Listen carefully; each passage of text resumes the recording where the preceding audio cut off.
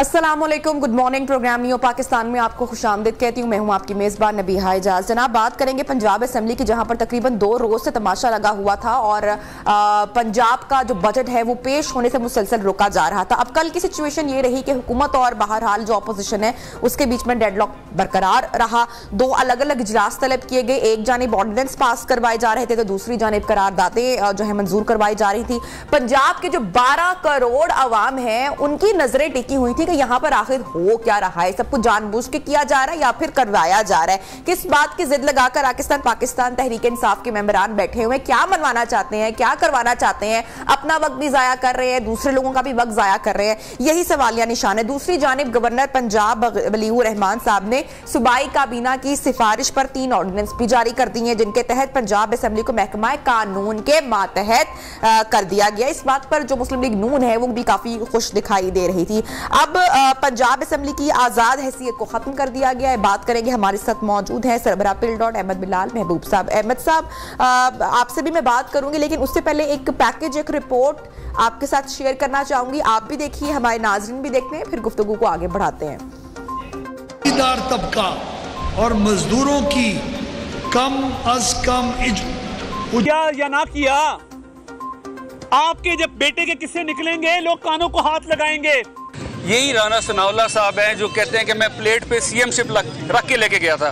तो जब ये लेके आए थे तब इनके ज़हन में यही था कि इनको सीएम भी बनाते हैं, इनको वज़ारत। भाई ज्यादती की बात थी कि एक तो पुलिस ने असेंबली के अंदर धावा बोला, असेंबली की अमलाक को नुकसान पहुँचाया। जी जनाब, और आपने देखा ये क्लिप भी आपने देखा, लग रहा है कि सब अपनी अपनी ही बात करने की कोशिश कर रहे हैं। कौन क्या कह रहा है कुछ समझ में नहीं आ रहा। मोनिसलाई को देखें, वो अपनी बात कर रहे हैं, अतात ताडर साहब अपनी बात कर रहे हैं, परवेज इलाही सब अपनी बात मनवाने पर तुले हुए हैं। बहरहाल बात करते हैं और पंजाब की सूरत हाल सब लोगों के सामने। अहमद साहब, मैं आपसे जानना चाहूंगी कि 2 इजलास, एक पंजाब असेंबली में और एक ईवान इकबाल में, तो आइन क्या कहता है गवर्नर और स्पीकर के अगर इख्तियारात या उनकी पावर की बात की जाए? बहुत शुक्रिया। देखिए, मेरे ख्याल में तो आइन बहुत वजाहत से बात बताता है कि असेंबली का इजलास बुलाना और उसको बर्खास्त करना ये गवर्नर का इख्तियार है। यानी ये आर्टिकल 109 है और वो ये बयान करता है कि गवर्नर वक्तन फ़वक्तन असेंबली का इजलास तलब कर सकेगा किसी भी टाइम पे और किसी भी जगह पे। यानी उसके अंदर ख़ास तौर पे लिखा गया at any place and at any time. तो ये गवर्नर का इख्तियार है और वो प्रोरोग भी कर सकेगा इजलास जब वो चाहेगा। तो इसलिए मेरे ख्याल में तो इसमें कोई कंफ्यूजन नहीं होना चाहिए कि ये तो इजलास वही होगा जिसे गवर्नर तलब करेगा।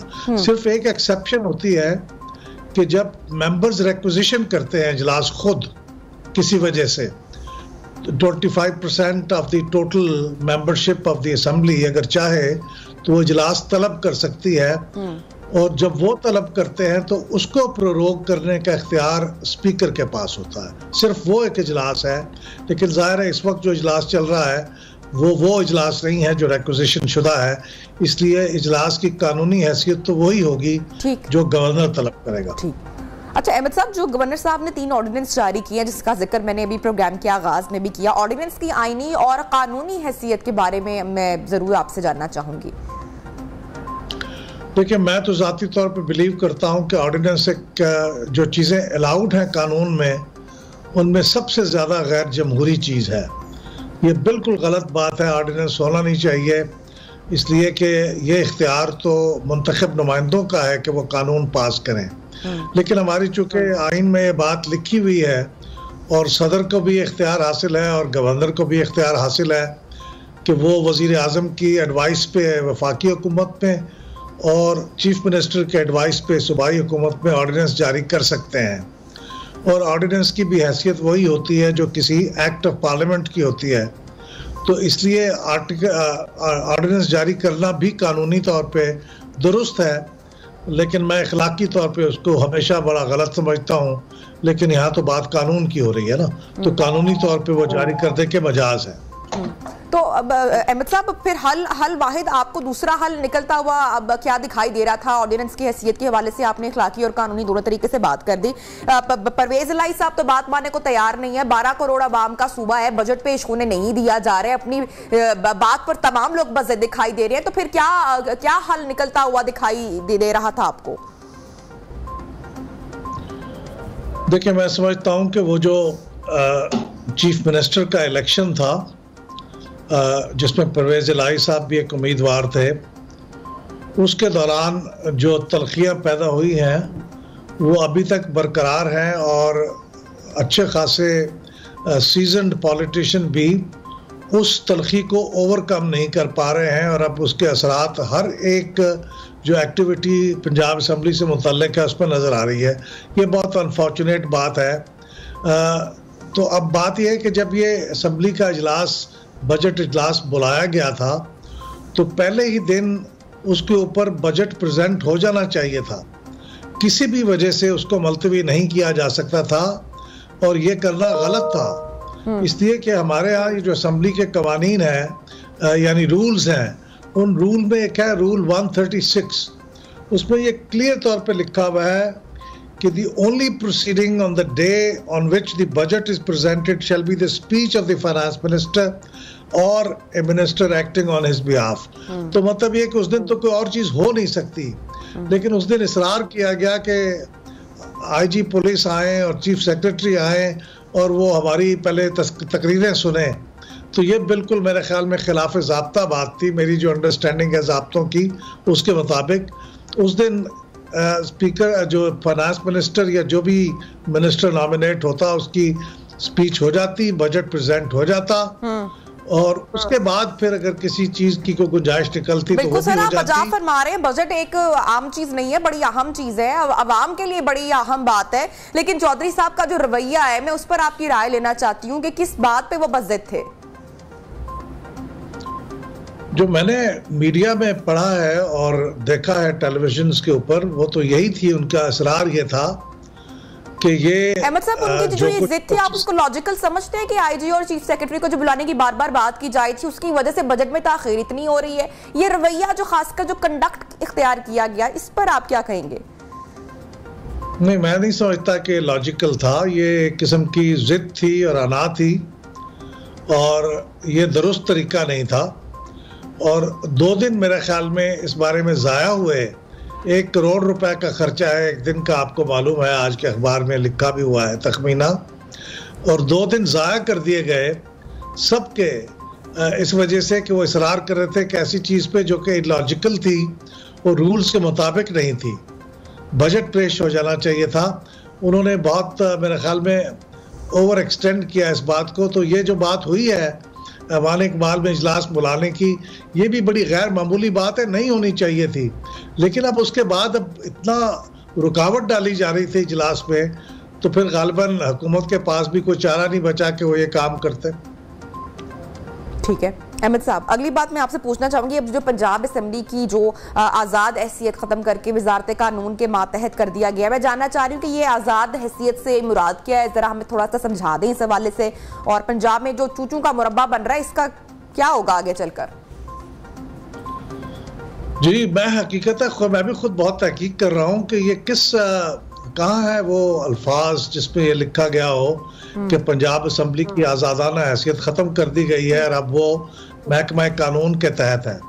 ये कुछ नतीजा शायद किसी ने कुछ चीज़ों से अखज़ किया है तो और बात है, लेकिन मैं नहीं समझता कि ये कानून और आइन के मुताबिक ये हो सकता है। ये अगर हुआ है या किसी ने कहा है या उसको इनडायरेक्टली भी अगर इंसिनुएट किया है तो ये बिल्कुल गलत बात है, क्योंकि पंजाब असम्बली एक बिल्कुल खुद मुख्तार इदारा है।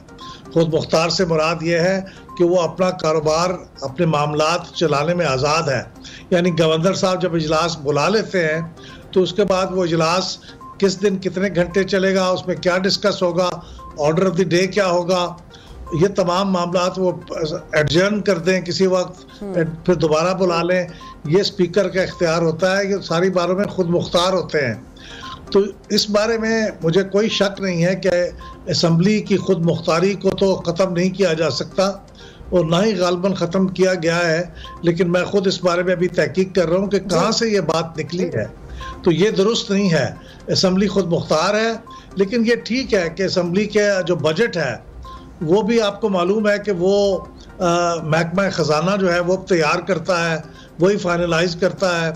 और आपको ये भी मालूम है कि इसका जो बजट है वो भी महकमा ख़जाना के महकमा कानून के तहत आता है। ठीक, और कोई भी अहमद साहब बहुत बहुत शुक्रिया, आपने टाइम निकाला। यहाँ पर सेगमेंट का वक्त खत्म हो रहा है, लेकिन यहाँ पर सवाल यही पैदा होता है बीबी, जिसका जवाब देने के लिए शायद किसी के पास जवाब मौजूद नहीं है, कि जो पंजाब का आईनी बहरान है उसका हल क्या है, और जो आइन है उसकी बालादस्ती की यकीनी होनी चाहिए। और जो आईनी कानूनी माहिरीन है शायद वो भी अब ये समझने से कासिर है कि ये जो पूरी सिचुएशन है ये किस तरफ को जा रही है और ये सब कुछ क्या हो रहा है। यहाँ पर हम लेंगे एक ब्रेक, और ब्रेक के बाद आपको दोबारा ज्वाइन करेंगे, साथ रहिएगा।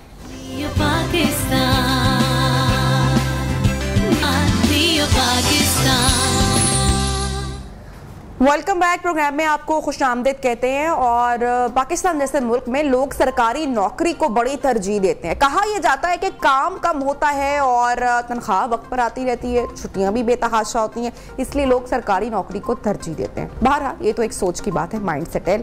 अब मैं जिक्र करने जा रही हूँ बलोचिस्तान के एक सरकारी मुलाजिम का, जो हुकूमत का ग्रेड 9 का मुलाजिम है। और आपको बता दूं कि ये ग्रेड 9 का जो मुलाजिम है ये करोड़पति मुलाजिम है। जी हाँ, इस शख्स का नाम खालिद भट्टी बताया जा रहा है और मुबैना तौर पर उन पर यह इल्ज़ाम लगाया गया है और करोड़ों रुपए के असासा जात हैं इनके।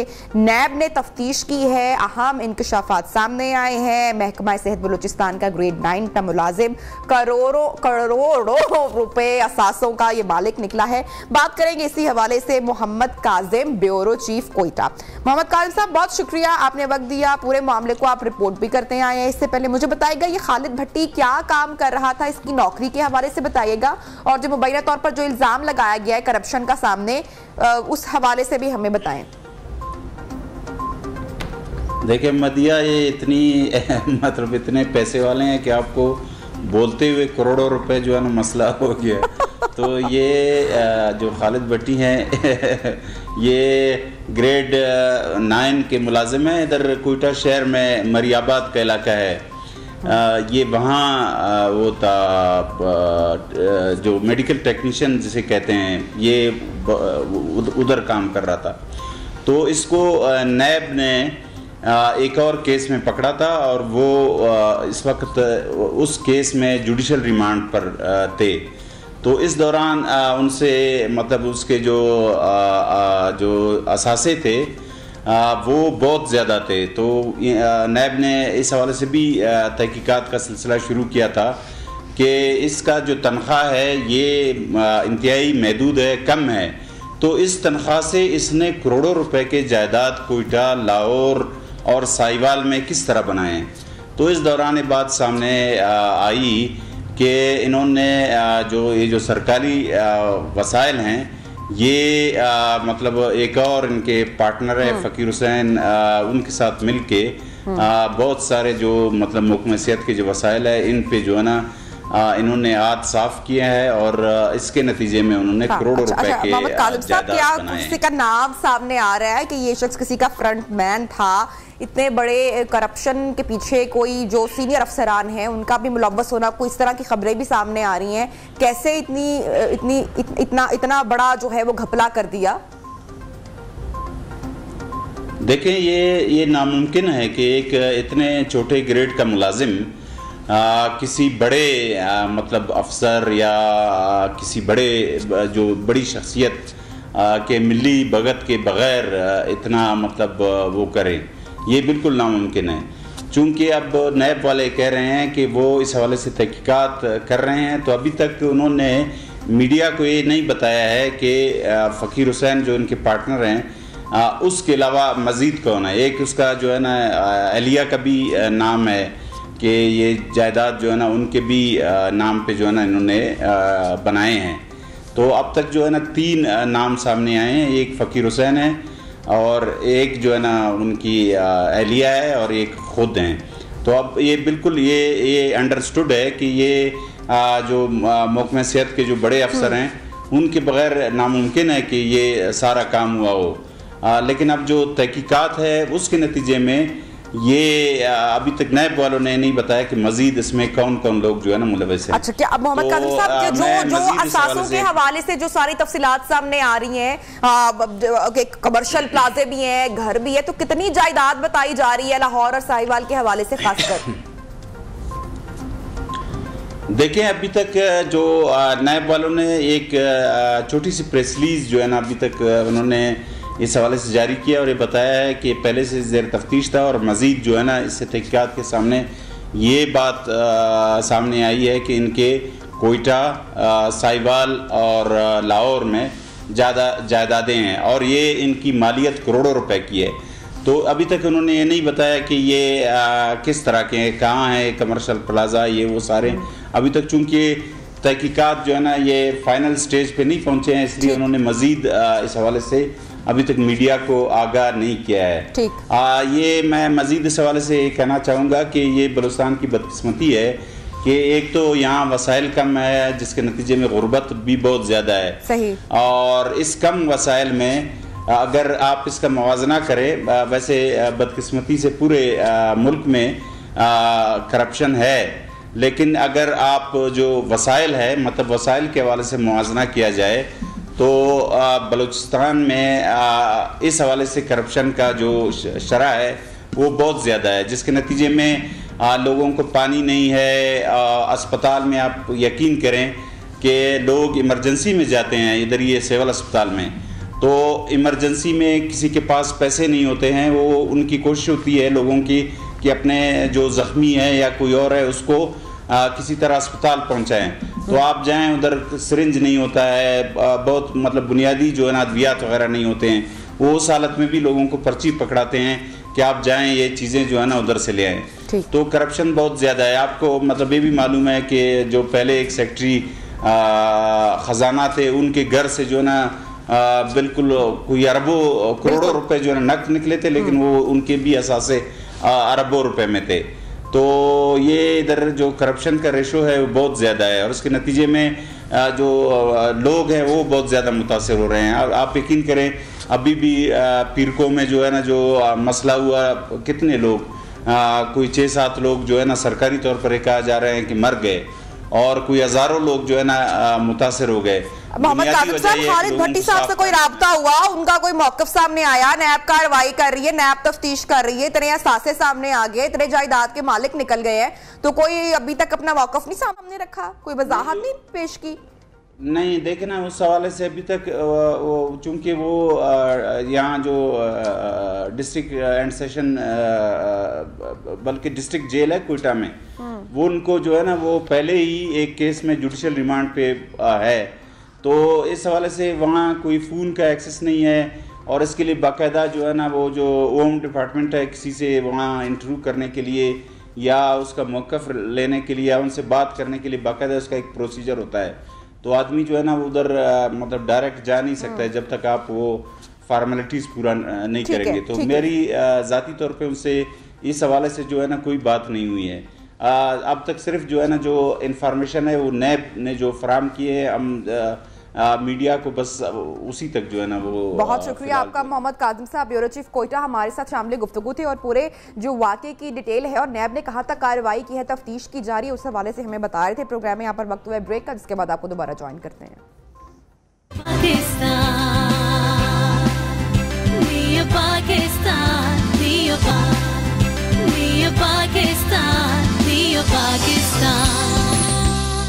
Welcome back. न्यू पाकिस्तान में आप तमाम देखने वालों को एक मरतबा फिर से खुशामदीद कहती हूँ और अब हम आपको बताएं कि मर्दों की सेहत के हवाले से जनाब पूरा हफ्ता सेलिब्रेट किया जा रहा है, मनाया जा रहा है और इस हफ्ते को सेलिब्रेट करने का मकसद ये है कि जो मर्द हैं हमारे माशरे के, उनकी जो जहनी सेहत है और उनकी जो जिस्मानी सेहत है उसका ख्याल रखा जाए, उसकी जो अहमियत है उस हवाले से बात की जाए, उनके जो मसाइल हैं उस पर बात की जाए, उस पर फोकस किया जाए।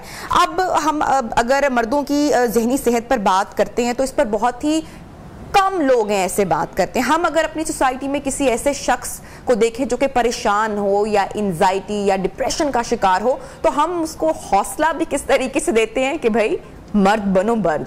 और एक जुमला जो कि हम बहुत अरसे से सुनते चले आ रहे हैं और वो ये है कि मर्द को दर्द नहीं होता या लड़के नहीं रोते हैं।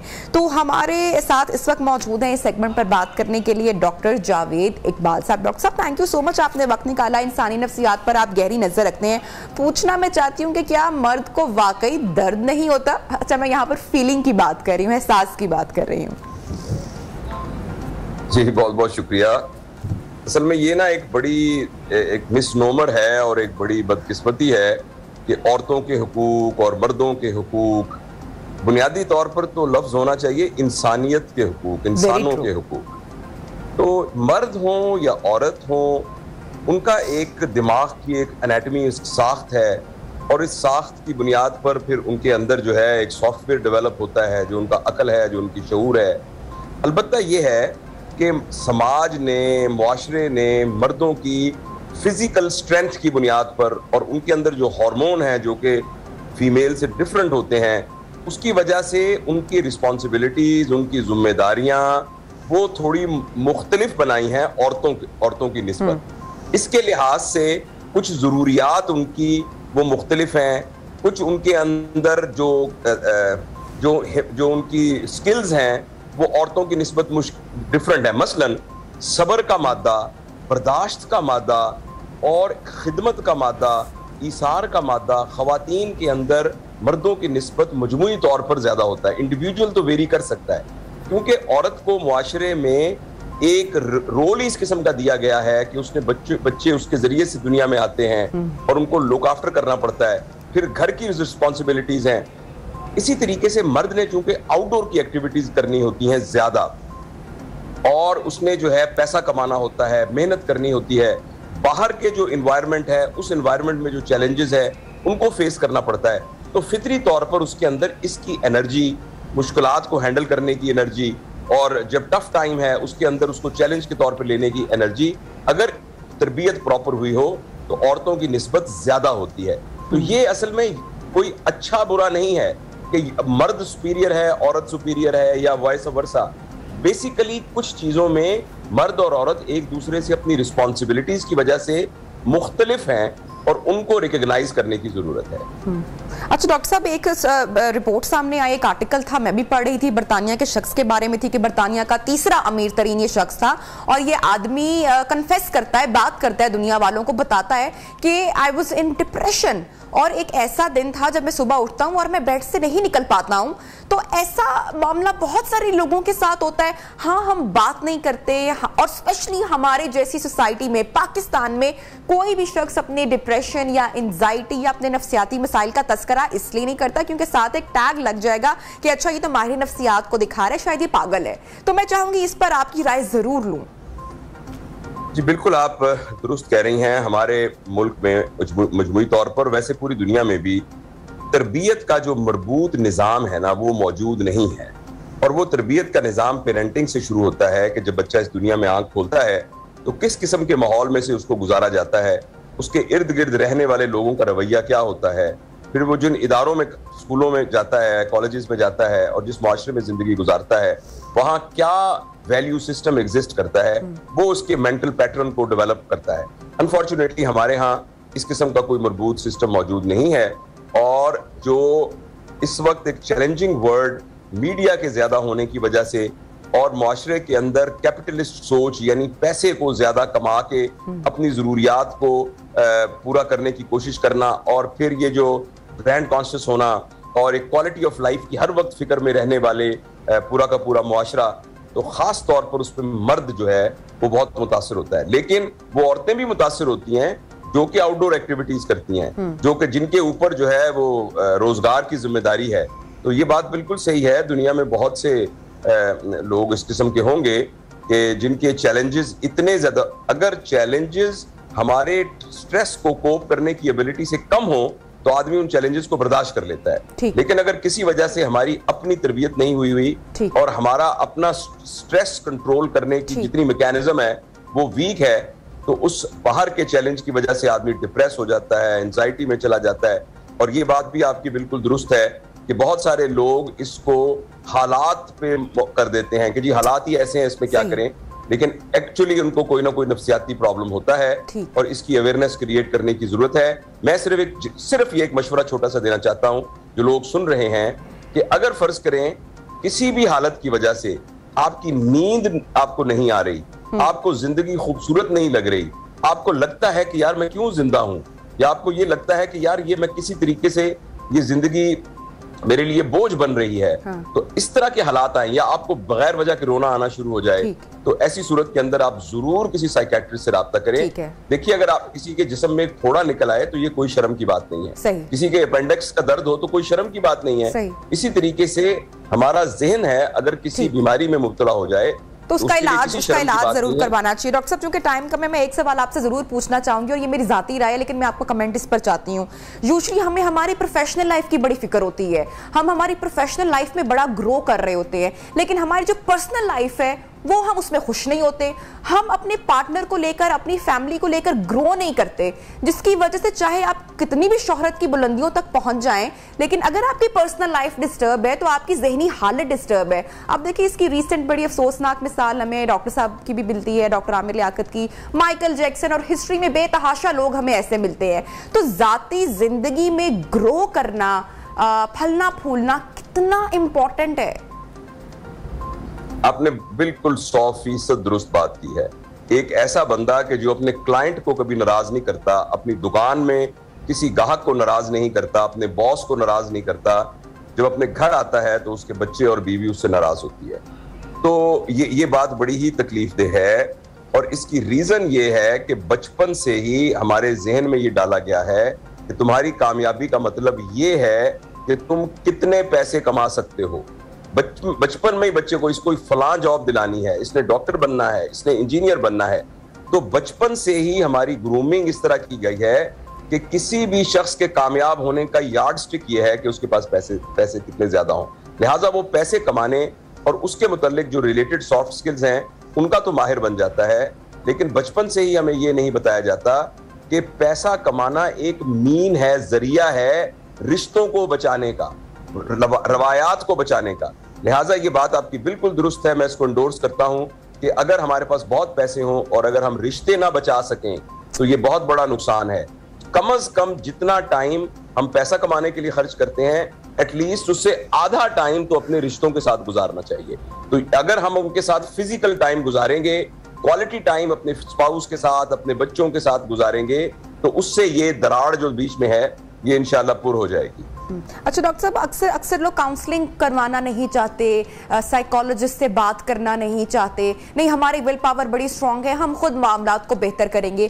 तो बात करना कितना ज़रूरी है, किसी काउंसलर के पास जाना कितना ज़रूरी है, और इस बात का फैसला कब करना है? मैं चाहूंगी क्विकली अगर आप इस पर भी थोड़ी सी बात कर लें।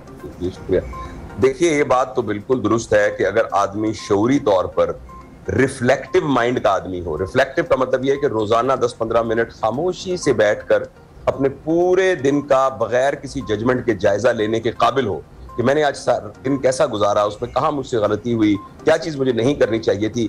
तो ऐसी सूरत में तो ये शख्स जो है अपना सबसे बड़ा काउंसलर होता है, बशर्ते कि वो एक रिफ्लेक्टिव एटीट्यूड का मालिक हो। अगर तो खुद ये कुछ कर सकता है तो उसको ये करना चाहिए। अगर वो फर्ज करें इस मामले में नहीं इतना कॉम्पिटेंट, तो फिर उसको मेंटोर्स ढूंढने चाहिए। मेंटोर्स वो लोग होते हैं कि जो आपके रिश्तेदार भी हो सकते हैं, आपके दोस्त अहबाब भी हो सकते हैं, आपका स्पाउस भी हो सकता है, आपके वालिदैन भी हो सकते हैं, बहन भाई भी हो सकते हैं, कि जो आपसे अनकंडीशनल मोहब्बत करते हैं। तो ऐसा कोई मेंटोर अगर मिल जाए जो आपके साथ हो, तो वो आपकी कोई फिजिकल मदद करे या ना करे, कम से कम आप अपना कैथारसिस उसके साथ कर सकते हैं और कोई अच्छा मशवरा कर सकते हैं। अलबत्ता आजकल के इस टैक्सिंग दौर के अंदर कभी कभी हमें प्रोफेशनल हेल्प की भी जरूरत पड़ती है, और उसके लिए जो पहला स्टेप है वो क्लिनिकल साइकोलॉजिस्ट या काउंसलर्स होते हैं। तो उसका कब करना है, वो तब करना है जब आपको लगे जिंदगी आपके अपने कंट्रोल से निकल रही है। Thank you so much doctor साहब, आपने टाइम निकाला हमारे प्रोग्राम नियो पाकिस्तान के लिए। बड़ी जबरदस्त आपने बात की प्रोग्राम के आगाज में ही कि चाहे औरत हो चाहे मर्द हो, हमारी जो मेंटल हेल्थ है उसका ख्याल रखना बहुत जरूरी है, क्योंकि अगर माँ बाप की, मर्द औरत की मेंटल हेल्थ ठीक होगी तो आप एक अच्छे बच्चे की जो परवरिश है या उसकी तरबियत बेहतर अंदाज में कर सकेंगे। और अगर आपको कुछ नहीं मिल रहा, then go and seek help, उसका इलाज करें एंड हेल्प लें। लेंगे ब्रेक, और ब्रेक के बाद आपको दोबारा ज्वाइन करेंगे, साथ रहिए।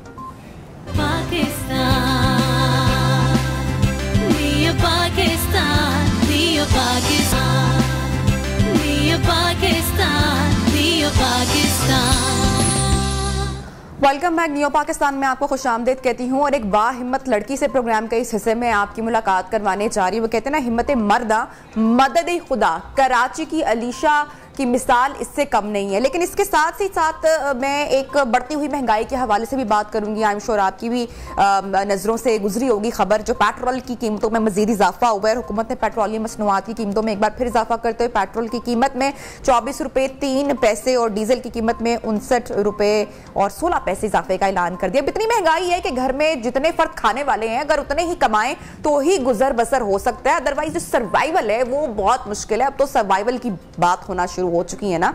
तो जनाब, कराची की जो अलीशा हैं, उन्होंने 1 साल कबल रिक्शा चलाना शुरू किया अपनी वालिद की वफात के बाद। उनका मकसद था कि वो अपनी माँ की और अपनी एक बहन की कफालत करें। अपनी तालीम का सिलसिला उन्होंने मुनक़ता किया और बाहर गई रोजगार कमाने के लिए। अब ऑब्वियसली महंगाई और जो मुआशी हालात हैं, हर इंसान ही परेशान दिखाई दे रहा है। अगर आप मेहनत नहीं करेंगे, काम नहीं करेंगे तो खाएंगे क्या? बात करेंगे इसी हवाले से। अलीशा हमारे साथ मौजूद हैं। अलीशा, सबसे पहले तो आई विल अप्रिशिएट यू कि आप मेहनत कर रही हैं, किसी से मांग नहीं रही हैं और मेहनत करके खुद भी खा रही हैं और अपनी फैमिली को भी सपोर्ट कर रही हैं। कितना टाइम हो गया आपको रिक्शा चलाते हुए और क्या कहानी है आपकी?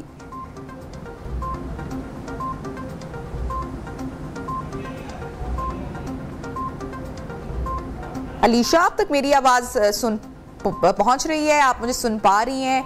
कराची स्टूडियो में मौजूद हैं अलीशा हमारे साथ और अभी हम उनसे उनकी जो पूरी स्टोरी है, जो उनकी कहानी है, मैं वो भी डेफिनेटली जानना चाहूँगी। बड़ी देखिए दुख की बात भी है जहाँ पर कि तालीम रोकनी पड़ी, स्कूल छोड़ना पड़ा, लेकिन दूसरी जानिब बड़ी हिम्मत की भी बात है कि लोग मेहनत करते हैं। ऐसे लोग मिसाल भी हैं, अपना काम कर रहे हैं और जब आप मेहनत करते हैं तो उसका जो फल है, जो रिस्क है, वो अल्लाह ताला की ज़ात का वादा है कि वो आपको मिलता है।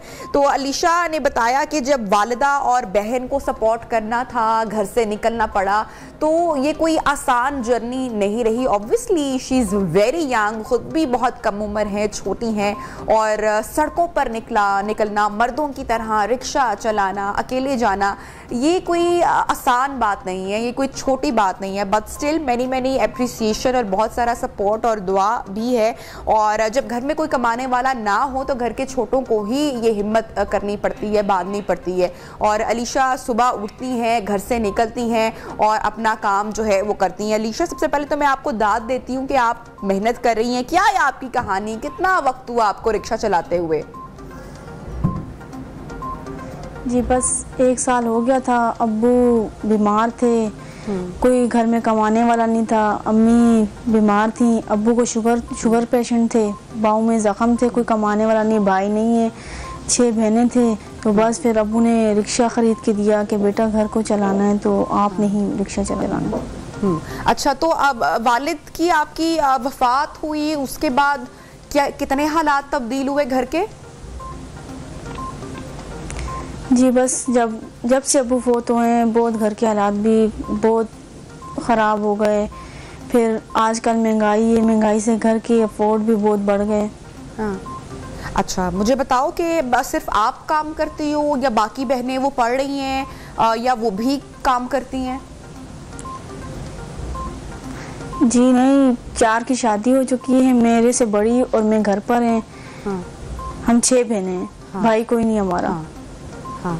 तो जब हालात बिल्कुल अब आपे से बाहर हो गए, अब अब्बा की वफात हो गई, ऑब्वियसली जब बाप सर पे होता है या भाई सर पे होते हैं तो बड़ा सपोर्ट होता है, बड़ा एक कि आप स्ट्रॉन्ग फील करते हो, बड़ा साथ होता है घर के बुजुर्गों का, बड़ों का। तो जब हालात तब्दील हुए अचानक से, तो आपको अम्मा ने कहा, कैसे ख्याल आया कि रिक्शा चला लेती हूँ चलो, क्योंकि ये बड़ा डिफरेंट है लेकिन मेहनत का काम है और आपने ये किया, तो कैसे कन्विंस आपने, आपका ये आइडिया था या आपको अम्मा ने या बहन ने किसी ने कन्विंस किया, किसी ने कहा कि ये काम कर लो, रिक्शा भी है तो चलो मदद हो जाएगी इससे?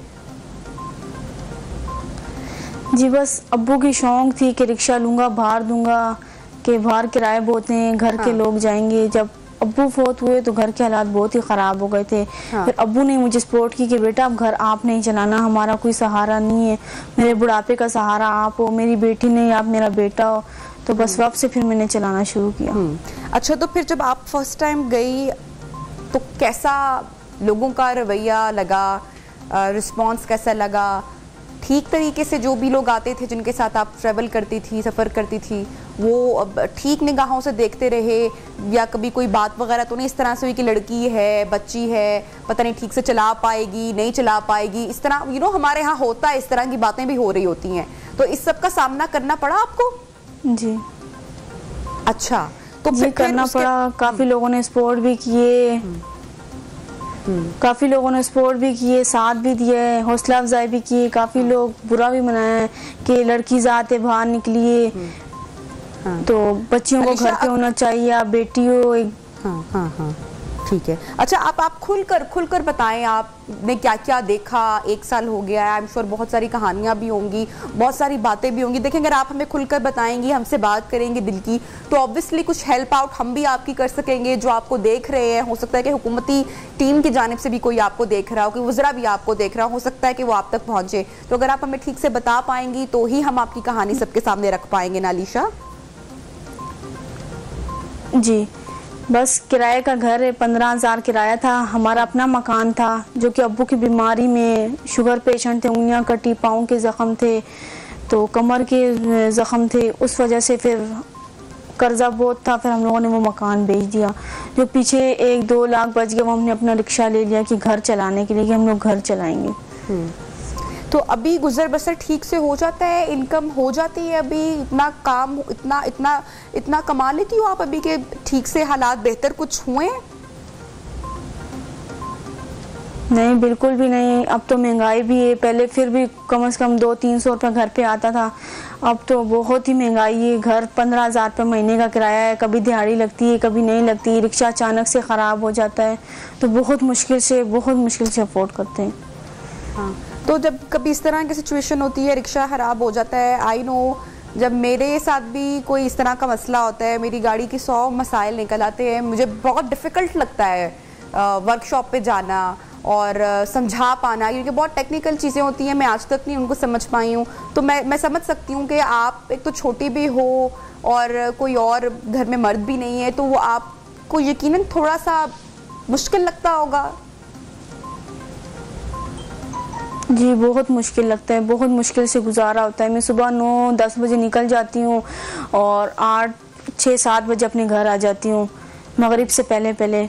अच्छा। लेकिन 800-900 से भी अगर 400-500 का पेट्रोल निकालो, बिल्कुल भी नहीं, पूरे दिन पेट्रोल डलवा के बंदा थक जाता है। हाँ, तो अलीशा कभी किसी किस्म की कोई प्रॉब्लम, किसी किस्म के कभी कोई मसले का, किसी बुरे रवैये का कभी सामना तो नहीं करना पड़ा? क्योंकि जब आप इस तरह का काम कर रही हो तो हर तरह के शख्स से आपका इंटरेक्शन है, हर तरह का अच्छा बुरा शख्स आपको मिलेगा, तो कभी कोई अनहोनी हुई, कभी कोई वाकया इस तरह का हुआ, किसी का रवैया ना ठीक लगा हो? जी, बस एक बार हुआ था, मैं सवारी छोड़कर आ रही थी तो रास्ते में लड़कों ने पीछा किया, आगे रेंजर्स की गाड़ी खड़ी हुई थी काफ़ी दूर, तो मैं उधर जाके रुक गई, वो पीछे रोड से निकल गए। बिल्कुल, ये बात पूछने का मकसद ये नहीं है कि मैं आपको कि कोई वाकया याद करवा के अपसेट करूं या कोई चीज़ को कुरे दूं जो आपको अपसेट करे, लेकिन ये बात करने का देखिए मकसद ये कि ताकि एक पैगाम जाए और जो ऐसे लड़के या जो ऐसे लोग हैं वो शर्म खाएं और माँ बाप भी कुछ सोचें कि अपने बच्चों की कोई तरबियत ठीक करे कि अगर कोई शख्स अपनी रोटी के लिए, मजदूरी के लिए अगर घर से बाहर निकल ही आया है तो खुदारा ऐसे लोगों को मजबूर ना करें कि वो बेचारा मेहनत छोड़ के तो किसी शॉर्टकट पे जाएं। जो आप बहुत मेहनत कर रही हैं, हैट्स ऑफ टू यू, और आप जैसे और जितने भी लोग हैं, बच्चियां हैं, बच्चे हैं जो काम कर रहे हैं, उनको मैं समझती हूँ कि हमें सपोर्ट करना चाहिए, हमें अपना जो रवैया है वो बहुत सपोर्टिव रखना चाहिए। अगर आप किसी की माली मदद नहीं कर सकते हैं तो आप किसी से मोहब्बत से बात तो कर सकते हैं। और यहाँ पर मैं वज़ीर आला सिंध साहब से भी दरख्वास्त करना चाहूँगी कि अगर हमारा प्रोग्राम देखा जा रहा है, मुराद अली शाह साहब आपकी कोई टीम देख रही है, तो आप मेरी गुजारिश होगी कि इस बच्ची को कोई नौकरी भी दिलवाई जाए, किसी अच्छी जगह पर कोई पोस्ट दी जाए, सरकारी नौकरी अगर कोई मिल जाए कहीं पर भी छोटी मोटी उसके मुताबिक, तो मेरे ख्याल से कि वो बाइज्जत तरीके से अपना काम कर सकती है। अच्छा अलीशा, किसी ने आपकी मदद की हो, मीनवाइल किसी एनजीओ ने राब्ता किया हो, किसी शख्स ने? नहीं, किसी ने भी नहीं किया मैम। अच्छा, अभी तक किसी ने नहीं किया, लेकिन हम उम्मीद करते हैं कि शायद आपसे कोई NGOs, बहुत सारे लोग हैं हमारे सोसाइटी में, हमारे माशरे में जो बहुत अच्छा काम भी कर रहे हैं। सो आई होप सो कि वो आप तक पहुँचेंगे, उनकी रसाई आप तक होगी और वो कुछ ना कुछ आपके लिए कर सकें। अच्छा अलीशा, आपने अपनी वालिद की याद में रिक्शे पर कुछ अशार भी लिखवाए हैं, वो क्या है? जी जी मैंने लिखवाए हैं। कहते हैं इतना डरती क्यों हूँ, कहती हूँ बाप का साया सर पर नहीं है। कंधों पर जब मेरे बोझ बढ़ जाते हैं तो मेरे बाबा मुझे शिद्दत से याद आते हैं। अलीशा, आपने डरना नहीं है, आपने घबराना नहीं है, आपने परेशान नहीं होना। आप बहुत अच्छा काम कर रही हो, आप मेहनत कर रही हो, आपको किसी से मांगना नहीं पड़ रहा है और ये अगर तंगी है तो ये वक्त भी गुजर जाएगा। आप अपनी बहन को पढ़ा रही हो, अपने घर का ख़र्चा चला रही हो, तो इंशाल्लाह मुश्किल के बाद वो कहते हैं ना कि आसानी है, हर रात के बाद सवेरा भी है, सुबह भी है। तो हमारी ये कौम की बेटी है अलीशा। तमाम देखने वालों से जितनी भी NGOs हैं, अगर कोई हमारा प्रोग्राम देख रहा है तो आई विश कि कोई आपसे रब्ता कर सके और आपके लिए जो कुछ हो सकता है वो हम भी करने की कोशिश करेंगे, मैं भी करने की कोशिश करूँगी और बहुत सारी दुआ आपके लिए। Thank you so much Alisha, आपने हमें प्रोग्राम में ज्वाइन किया। यहाँ पर लेंगे एक ब्रेक और ब्रेक के बाद आपको दोबारा ज्वाइन करते हैं।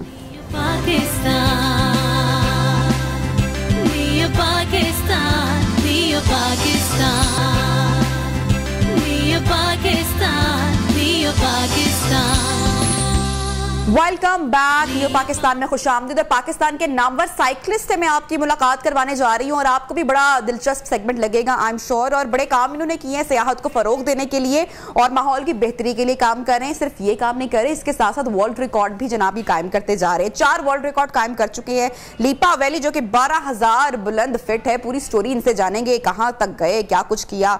और आज़ाद कश्मीर की मेज़बानी में भी कश्मीर टूर किया इन्होंने, तो बहुत सारी बातें करते हैं। हमारे साथ जरा मौजूद है आमिर शहजाद साहब। Aamir, thank you so much, आपने हमें ज्वाइन किया। आपकी बड़ी इंटरेस्टिंग और दिलचस्प किस्म की तस्वीर इस वक्त हमारी ऑडियंस देख रही है, हमारे नाजरीन देख रहे हैं। तो मुझे वैसे बताएं कि जितना पेट्रोल महंगा हो गया, ये सब कुछ सोच समझ के आपने प्लान किया साइकिल टूर करना? बहुत शुक्रिया जी, थैंक यू। नहीं, सोच समझ के नहीं किया था। पेट्रोल के हवाले से मैं तो माहौल दोस्त पैगाम दे रहा था। हाँ। लेकिन ये भी एक पैगाम है कि अब चूंकि पेट्रोल जो है वो बहुत ज्यादा महंगा हो गया, तो मेरे क्लब में सब दोस्त शामिल हो जाए, साइकिल क्लब में। बिल्कुल जी, हम तो आपके साथ ही शामिल हैं। अच्छा, ये बताएं कि साइकिल पर बड़े बड़े कारनामे सरअंजाम आपने दे दिए हैं, साइकिल पर ही रिकॉर्ड बनाने का प्लान रखते हैं, कहाँ कहाँ गए हैं, कौन कौन से इलाके कवर किए हैं, सब कुछ जानना है मुझे। अच्छा, फरवरी में मैंने लाहौर से कराची टूर किया था, फिर मैं लाहौर से वजीरिस्तान गया हूँ, लाहौर से यानी इस्लामाबाद, फिर पेशावर, फिर दरादम खेल, कोहाट, करक, बन्नू, शुमाली वजीरिस्तान, जनूबी वजीरिस्तान, डेरा इस्माइल खान, मियाँ वाली, और फिर मैं इस्लामाबाद आके कश्मीर आया हूँ मरी से होता हुआ। तो अल्लाह के फजल से इसमें 4 वर्ल्ड रिकॉर्ड बने हैं। मैं कश्मीर में ताऊबट तक गया हूँ, जो कश्मीर का आखिरी गाँव है। उससे बाद अपर नीलम गाँव गया हूँ, जिसकी कोई 7,000 फीट के करीब बुलंदी है। लीपा वैली गया हूँ, जो तकरीबन 35 किलोमीटर की चढ़ाई है और 12,000 फीट बुलंद है। तो अब पीर चनासी गया हूँ। तो अल्लाह के फजल से ये जो टूर था, ये टूरिस्ट पुलिस की मेज़बानी में था और बहुत मजा आया। अच्छा, तो ये मकसद क्या है साइकिल पर ट्रेवल करना? पहले भी मेरी आपसे मुलाकात हुई है, बात हुई है इस बारे में। तो बेसिकली क्या पैगाम देना चाहते हैं, क्या गोल अचीव करना चाहते हैं?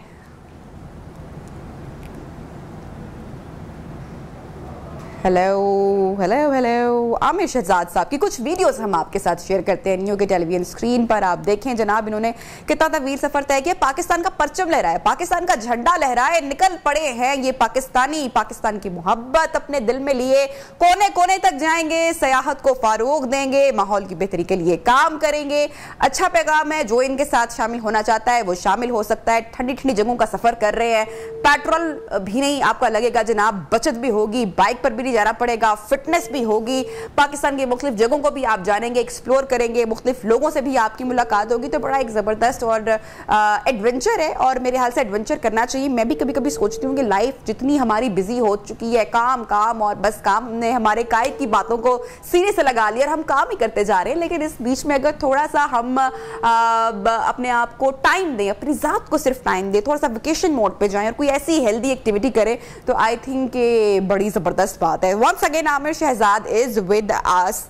आमिर, इस पूरी जो ये आप साइकिलिंग करते हैं, ये बेसिकली आपका शौक है साइकिलिंग करना, या आप इसके थ्रू कोई मैसेज भी देना चाहते हैं, कोई पैगाम भी देना चाहते हैं, कोई अवेयरनेस भी क्रिएट करना चाहते हैं? जी, ये मेरा सिर्फ शौक नहीं है, ये एक मतलब मिशन है। पैगाम ये है कि मैं दुनिया को दिखा रहा हूँ कि हमारा इलाका खूबसूरत भी है, महफूज भी है। आप आए, हमारी मेहमान नवाजी से लुत्फ अंदोज हो, मतलब सियाहत का फरोग है। और दूसरा, मैं साइकिल पे सफर करता हूँ, तो ये भी एक पैगाम है कि जो दोस्त करीब करीब के काम करते हैं वो साइकिल इस्तेमाल क्या करें। सेहत भी अच्छी रहेगी, पेट्रोल की भी बचत है, और ये आने वाली नस्लों को हम बीमारियों से बचा सकते हैं, महफूज रख सकते हैं, माहौल बेहतर करके। अच्छा, तो मुझे ये बताएं कि कोई तवील सफर करने का भी इरादा रखते हैं? कहाँ कहाँ जाने का इरादा रखते हैं? इंशाल्लाह जब मेरा ये नेशनल टूर कंप्लीट होगा तो उससे बाद में पाकिस्तान से बाहर ईरान, इराक, सऊदी अरेबिया और तुर्की जाने का मेरा प्रोग्राम। अच्छा, आपने हमारी आपसे बात हुई थी, आपने हमें ये भी बताया था कि वर्ल्ड रिकॉर्ड भी आप बना चुके हैं, तो जरा उस हवाले से भी हमारी जो ऑडियंस है वो भी जानना चाह रही है। 4 वर्ल्ड रिकॉर्ड, माशाल्लाह माशाल्लाह, थोड़ा सा बताएंगे? जी जी। अच्छा, इसमें ये है कि आज तक जिन इलाकों में मैं गया हूँ और जिस हाइट पे मैं गया हूँ, आज तक कोई साइकिलिस्ट वहां नहीं पहुंच सका। आजाद कश्मीर हुकूमत ने इस हवाले से मुझे एक सर्टिफिकेट भी दिया, और जैसे कि पीर चनासी आज तक कोई साइकिलिस्ट नहीं गया। हाँ। मैं वहां पे गया हूँ। पीर चनासी एक बहुत खूबसूरत जगह है आजाद कश्मीर में। इसी तरह लिपा वैली बहुत खूबसूरत वैली है, वहाँ के एक चावल मशहूर है जो दुनिया में कहीं भी नहीं है, तो वो काफी हाइट पे है, 12,000 फीट की बुलंदी पे है, तो वहाँ भी कोई साइकिलिस्ट नहीं गया। ये भी एक मेरा रिकॉर्ड है। Very good.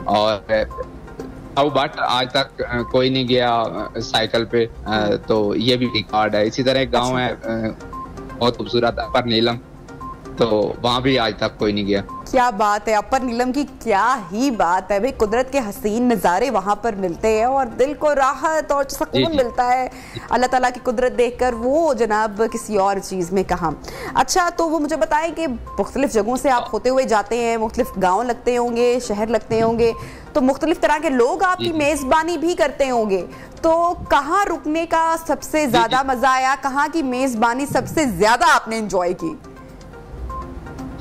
अच्छा, मैं इस वक्त साइकिल पे 7,000 किलोमीटर से ज्यादा सफर कर चुका हूँ, लेकिन जो मुझे पहचान नीलम में मिली है वो पहले नहीं थी। मतलब नीलम में मुझे बतौर साइकिलिस्ट एक पहचान मिली, इज्जत मिली, शोहरत मिली है। तो उससे बाद फिर लिपा में बहुत अच्छे तरीके से लोगों ने वेलकम किया। तो कश्मीर, यूं कह सकते हैं कि कश्मीर में मुझे हर चीज मिली।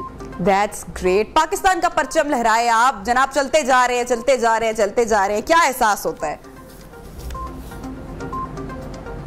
बहुत फख्र महसूस होता है जी। पहले तो मुझे अंदाजा नहीं कि लोग इतना ज्यादा सराहेंगे। हाँ। अब तो जब लोग सेल्फी लेते हैं, फैमिली बच्चे सेल्फी लेते हैं, लोग गाड़ियां रोक रोक के मुझे मिलते हैं, तो बड़ा अच्छा लगता है, बड़ा मजा आता है। और मुझे यानी एहसास होता है कि हमारी जो कौम है वो अच्छी चीज को सराहती भी है और बड़ी पॉजिटिव कौम है, और बड़े मुस्तकबिल में देख रहा हूँ इस हवाले से। जबरदस्त। आमिर शहजाद अवान, जिनका ताल्लुक झंग से है, हमारे साथ न्यू पाकिस्तान में मौजूद हैं। अच्छा आमिर, मुझे बताएं, घर से कोई कॉल शॉल नहीं आती है बेगम की? घर में से किसी की भी बार बार फोन करके बेगम तो फोन पर जाने नहीं छोड़ती है ना, पूछती रहती है। अच्छा, तो वैसे मैरिड हैं आप? बेगम मेरी नहीं है। बेगम मेरी नहीं है। अच्छा, फिर तो ज्यादा फोन आते होंगे। बेगम मेरी नहीं है, तो इसलिए थोड़ी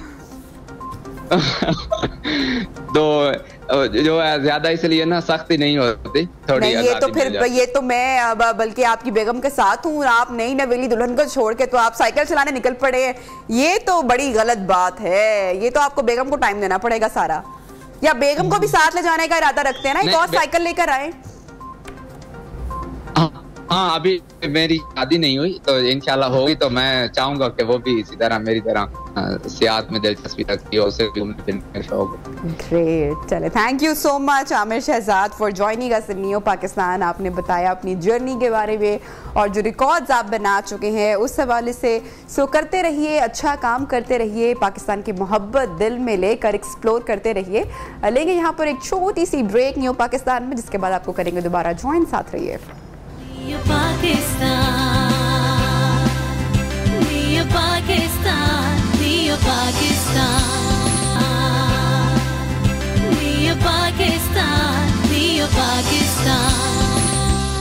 तो जनाब मुगल सलातीन ने बरे सगीर पाको हिंद में फ़न तामीर पर अपने गहरे नकूश छोड़े हैं, जिनमें तामीर करदा अनगिनत किले हैं, बागात हैं, महल हैं और करोड़ों अफराद की तवज्जो का ये मरकज़ बनते हुए हैं और अब ये तफरीही मकामात की हैसियत भी रखते हैं। आज एक ऐसी ही जगह पर मैं आपको लेकर जा रही हूँ, आपको सैर करवा रही हूँ अपने साथ, जो कि चूनिया से चंद किलोमीटर दूर वाक़े है। दरियाए सतलुज के किनारे पर अकबर बादशाह की तामीर शुदा बारादरी है, जिसको अकबरी डेरा भी कहा जाता है और ये एक तफरीही मकाम की हैसियत रखता है। रिपोर्ट दिखाती हूँ मैं आपको, इस पर पैकेज दिखाती हूँ, आइए। चंद किलोमीटर की दूरी पर मौजूद खुले आसमान तले मजबूत चार दीवारी तस्वीर नक्शो निगाह लिए ये खूबसूरत इमारत बारादरी लाहौर के जनूब से 60 किलोमीटर की दूरी पर वाक़या है। के आसपास कोई अहम शहर वाक़या नहीं है, इसलिए इसे सिर्फ शिकारी मुहिमजुओं की शिकारगाह कहा जाता है और अकबर बादशाह का अकबरी डेरा भी कहा जाता है। ये तारीखी इमारत आज से चंद साल कबल बड़े बड़े तूफानों और सैलाबों से मुकाबला करते हुए अपनी असल हालत में जूं की तू मौजूद थी, मगर खजाने के तलाशियों ने इस खूबसूरत इमारत का सत्यानाश कर दिया है। इस वक्त मेरा कैमरामैन भी आपको दिखा सकता है कि किस तरह इसकी जो 8 फुट चौड़ी बुनियादें हैं उसमें सुरंगें खोद दी गई है। सिर्फ यहाँ पर खजाने के मतलाशियों ने इसका इस तरह बेड़ा गर्क कर दिया है।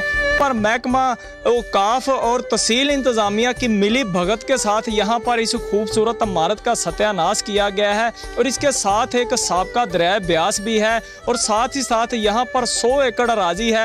अगर उस पर एक खूबसूरत पार्क बना दी जाए तो यहाँ पर लोगों को सैर तफरी के मौके भी मैसर आ सकते हैं और ये जो मुगलिया दौर का हमारा कौमी विरसा है ये भी बन सकता है। और मुगलिया दौर के किले बागात जो लाखों करोड़ों अफराद की तवज्जो का मरकज है, उनमें से ही एक ये अकबर बादशाह की तहसील चूनिया में बारादरी भी है, जिसका हाल आज खजाने के मतलाशियों ने इस तरह कर दिया है। अब ये दूर से एक डरावनी जगह लगती है जिसमें जिन्नों और भूतों का बसेरा हो।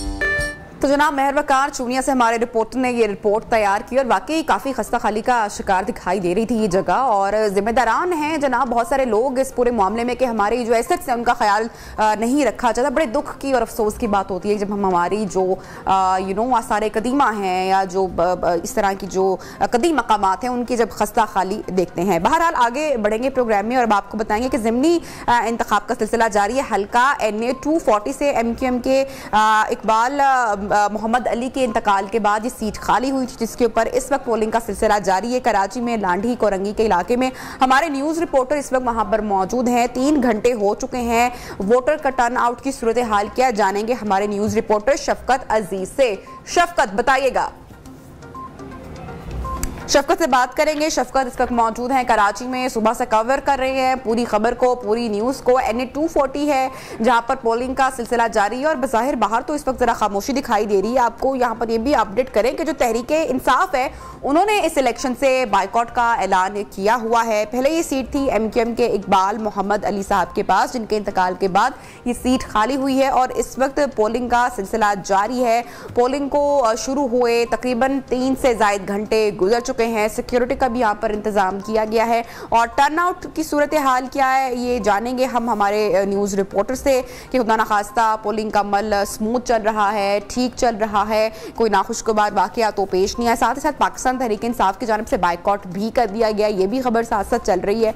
तो 3 घंटे के बाद सिचुएशन जो है वो हम जानेंगे। शफकत अली सुबह से यहाँ पर मौजूद है हल्का NA 240 में, जहाँ पर वो सुबह से रिपोर्टिंग कर रहे हैं। पूरी सिचुएशन और हालात उनसे जानेंगे। कराची में ये लांढी कोरंगी का इलाका है और जहां पर इस वक्त पोलिंग का सिलसिला जारी है। राब्ता करने की कोशिश करें शफकत अजीज से, जैसे ही बात होती है सिचुएशन आपको अपडेट करेंगे कि करंट सूरत हाल और सिचुएशन इस वक्त वहां पे कैसी है। ज़िमनी इंतखाबात के हवाले से ये एक सीट खाली हुई है। MQM के इकबाल मोहम्मद अली साहब जो है उनकी जगह पर अब यहाँ पर ज़िमनी इंतखाब का सिलसिला जारी है और शफकत अजीज से हमारी जनाब बात करने की हम कोशिश कर रहे हैं। हमारा राब्ता उनसे नहीं हो रहा है। जब तक राब्ता नहीं होता तब तक हम एक छोटा सा वक्फा लेते हैं और वक्फे के बाद हम वापस आते हैं।